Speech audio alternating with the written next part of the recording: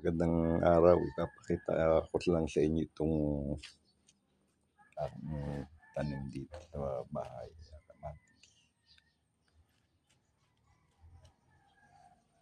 Ayan ang malunggay.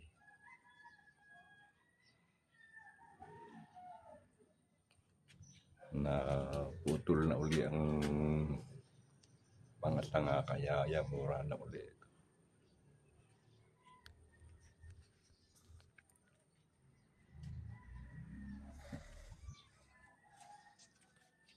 Ito namang sana doon nakain ng bukyo, yung mga dahon, kaya yung binawasan.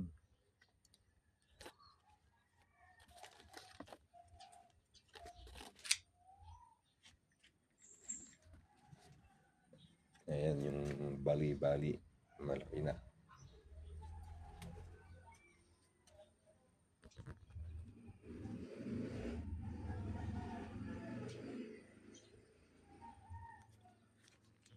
Itang kangkong.